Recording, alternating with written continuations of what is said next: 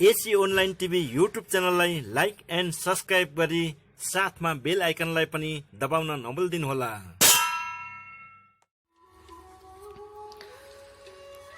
हामी साना कोपिला भोलि फुल्नेछौँ, ज्ञानी बनी यो देशमा ज्योति छर्नेछौँ। हजार मनको भारी बोक्नु छ अझै, छानी छानी ढुङ्गाहरू टेक्नु छ अझै। शैलुङको लेखमा गुराँस फुल्यो संसारै भुलाउने, दुई ठुङ्गा टिपी कान्छीको चुल्ठो रहर्ष सजाउने। आधा जीवन हिँड्दा हिँड्दै भेट भयो दो बाटोमा, माया बाँध्यौ दुई जीवन सँगै बाँच्ने सम्झौतामा। कहिले अक्कर भिरहरू चढ्ने जिन्दगी यो, कहिले ठक्कर पीरहरू तोड्ने जिन्दगी यो।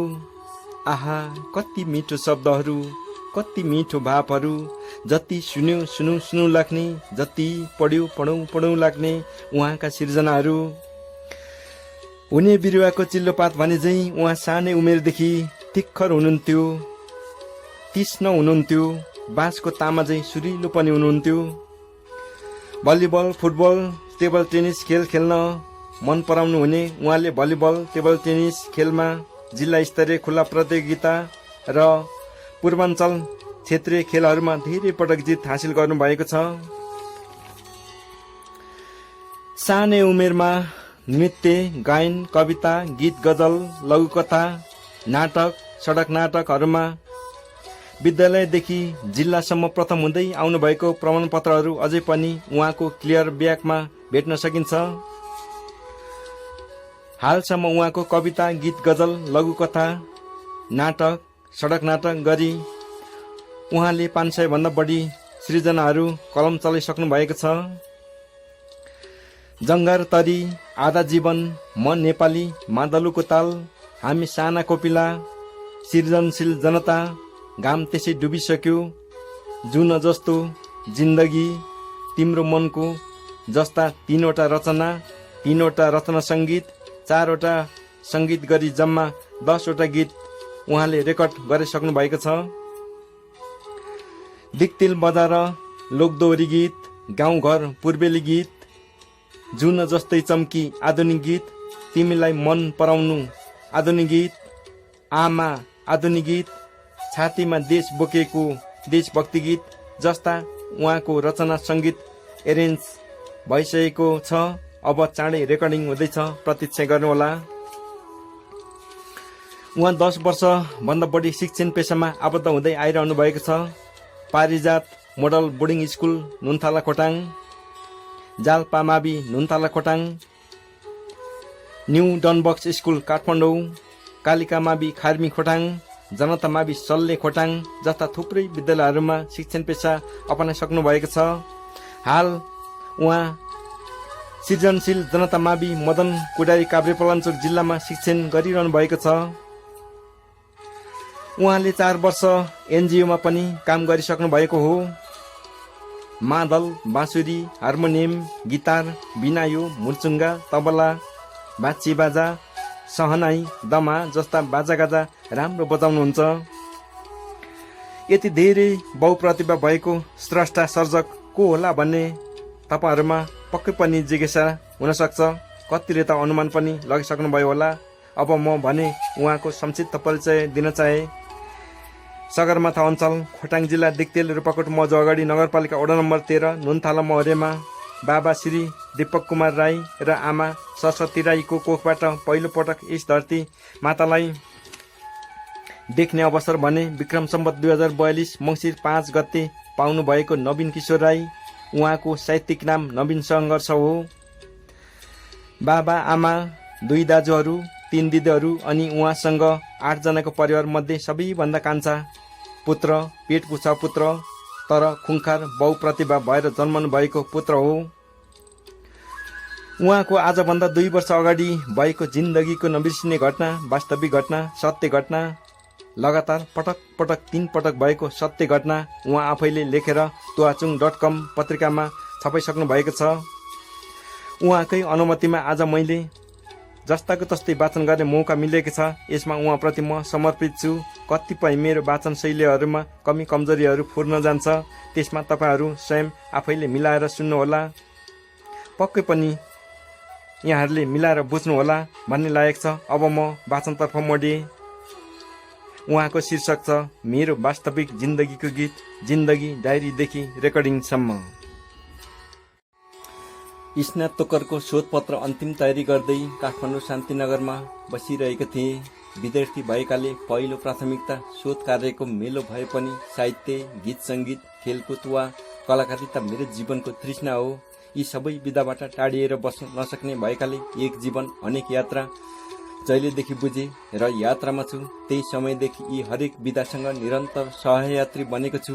मेरो तृष्णा जे छ, तर औपचारिक शिक्षाको बाटो र लक्ष्य भने फरक छ। अनि मैले सिकेको औपचारिक शिक्षा जीवनयोगी पनि छैन।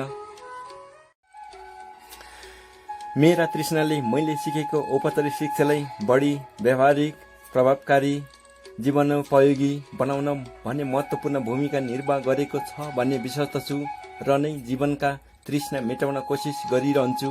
तृष्णा मेटाउनु जीवनको लक्ष्य र उद्देश्य हासिल गर्नु हो, भविष्यको सपना देख्नु हो, सफल जीवन अनुभूत गर्नु हो। जीवनका तृष्णा मेटाउने क्रममा मैले वास्तविक भएको, बुझेको अनि थोरै परिकल्पना गरेको जिन्दगी गीती भावनाद्वारा खास जिन्दगीको स्वरूप दिन भनी गिटारको साथमा एउटा गीत सृजनामा बसे। गीतको स्थायी भागसँगै सङ्गीत पनि सृजना गरी 2075 असोज 21 गते आइतबार सामाजिक सञ्जाल फेसबुक मार्फत सार्वजनिक गरे। सार्वजनिक गरेको पर्सिको दिन असोज 25 गते बस है काठमाडौँ म चाहिँ हिँडे स्ट्याटस लेखेर पूर्वतिर हानिए। एउटा सामूहिक कम्पनी दर्ता गरेका थियौँ। कम्पनीको पान नम्बर लिन बाँकी थियो। पूर्वाञ्चलको पान नम्बर दिने कार्यालय सिराहाको लाहान भएकाले 25 गते सबैले स्ट्याटस पोस्ट गरेर काठमाडौँ लाहानको मोटरसाइकल यात्रामा निस्के। दिउँसोको 2:30 बजेतिर सकुशल लाहान कार्यालय पुगेर कामको प्रक्रिया अघि बढाए। लामो यात्रा, सेवाग्राहीको भिड, गर्मी मौसम, सरकारी कामको ढिलासुस्ती सबै सम्मिलनले गर्दा काम पुरा नभएकाले लाहानको ममता होटल एन्ड लजमा बास भयो। दसैँ तिहार सङ्घारमै आइसकेकाले गाउँ गाउँमा दसैँ तिहार विशेष कार्यक्रम आयोजना सुरुवात भइसकेको थियो।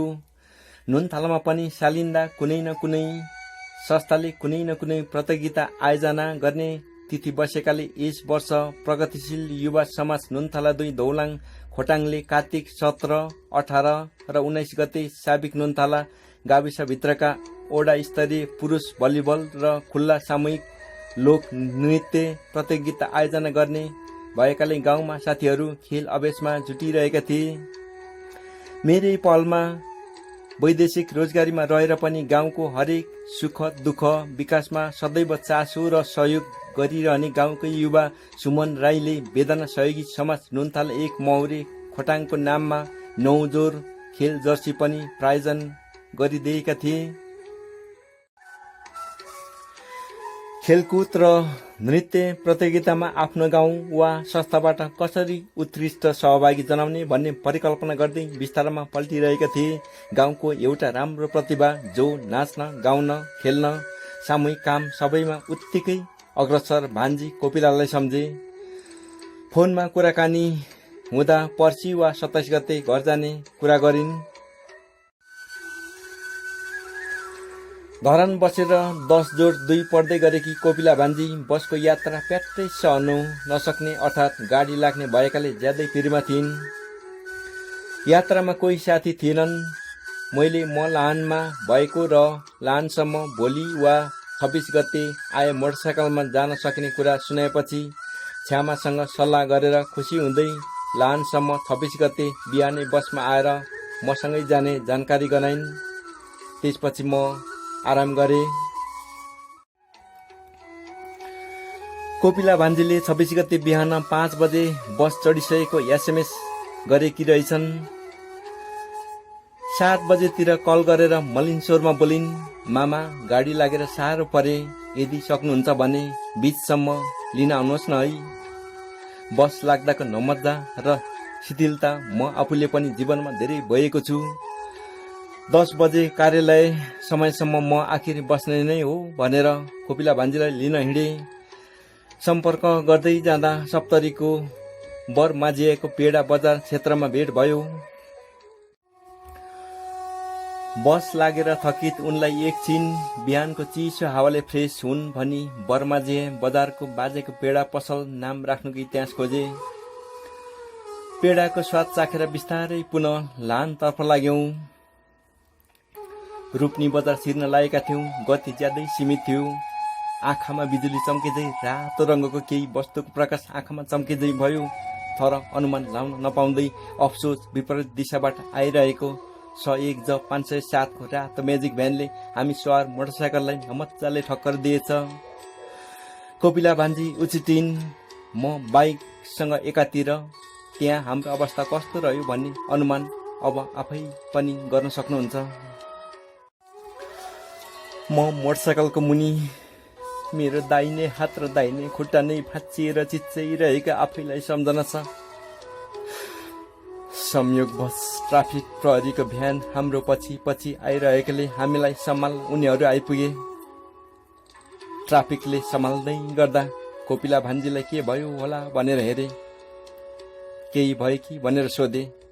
कोपिला भान्जीले केही नभएको इसारा गरिन्, तर आँखा नजिक सामान्य ठक्कर लागेको ओठमा थोरै रगत थोपा बगिरहेको बाहेक केही पनि नभएको देखेर अचम्मै खुसी लाग्यो। मतलब दुवैको हालत मेरो जस्तै भएको भए। अर्को संयोग, मलाई प्रष्ट चिन्ने हुने खोटाङ च्यासिमटार घर भएका प्रहरी जवान धनसिंह राई पनि त्यही ड्युटीमा खटिरहनु भएको रहेछ। उहाँले पनि ठूलो सहयोग गरी ट्राफिक भ्यानमै स्थानीय युनिक हस्पिटलमा सामान्य चेक जाँच तथा प्राथमिक उपचार गर्दा कोपिला भान्जीलाई सामान्य अवस्थामा रहेकाले डिस्चार्ज भइन्। मलाई औपचारिक रूपमा डाक्टरले दायाँ हात खुट्टा भाँचिएकोले त्यो हस्पिटलमा उपचार हुन नसक्ने जानकारी दिएपछि हेमदाईलाई जानकारी गराए। घर परिवार सम्पूर्ण आफन्तजनमा एक किसिमको सन्नाटा छायो। दाईले आफन्तको सुझाव लिएपछि त्यो हस्पिटलबाट रेफर भई धरान स्थित बीपी कोइराला अस्पतालतर्फ एम्बुलेन्समा हानियो।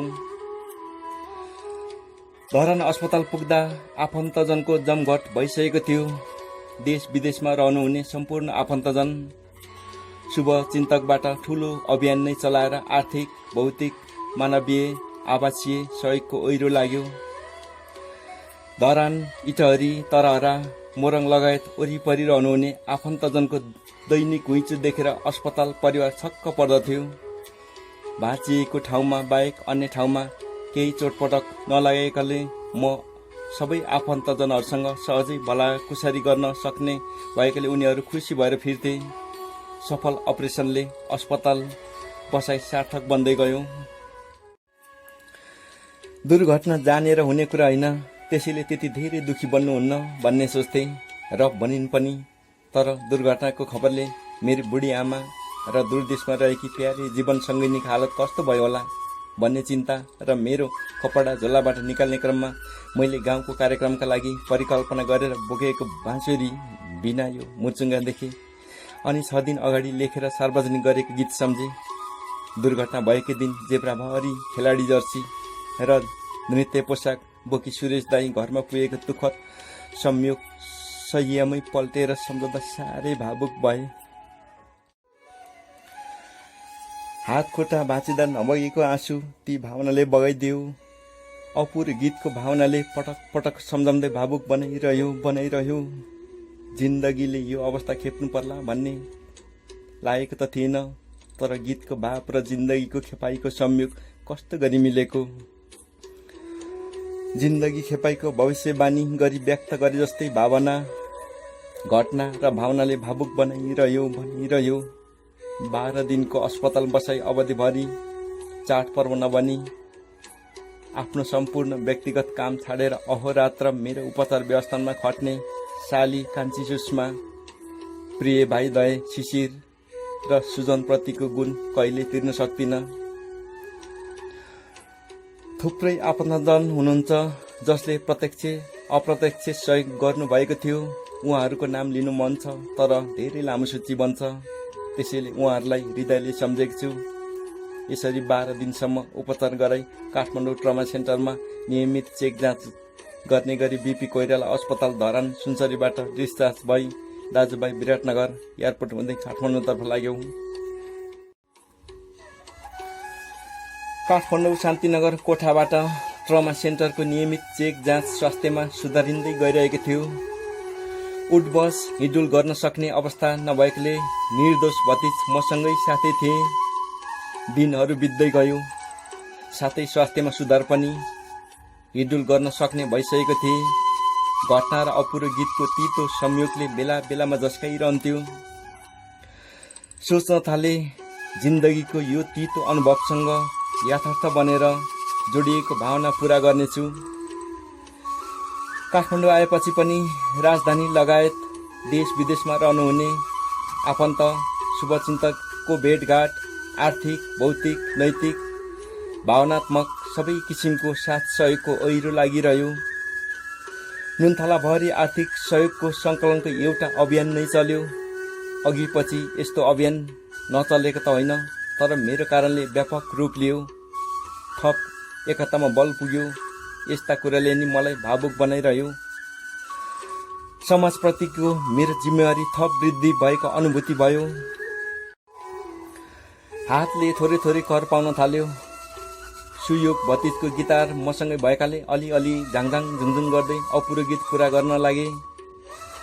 हातका औँला लगभग जाम भएकाले औँलाको कसरत गरिरहन डाक्टरले सल्लाह दिएकाले हार्मोनियम औँलाको कसरतसँगै गीत गायनका लागि उचित हुने भएकाले साथीसँग अनुरोध गरे, तर उपलब्ध हुन सकेन।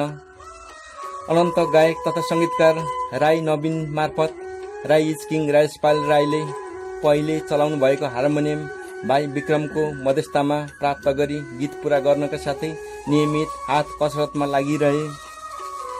गीतलाई शब्द लेखनसँगै सङ्गीतबद्ध पनि गरी पुनः सामाजिक सञ्जाल फेसबुक मार्फत 2075 पुस 13 गते 4 महिनापछि सार्वजनिक गरे।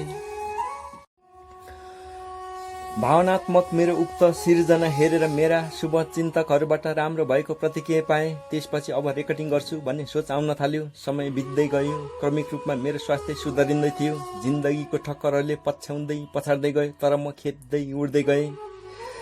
दुर्घटनाको पीडा नसकिँदै फेरि पनि 2075 माघ 3 गते एपेन्डिसाइटिसले केएमसी अस्पताल सिनामलको शैय्यामा लडायो। फेरि पनि उपत्यकामा बसोबास गर्नुहुने आफन्तहरूलाई हत्या भयो।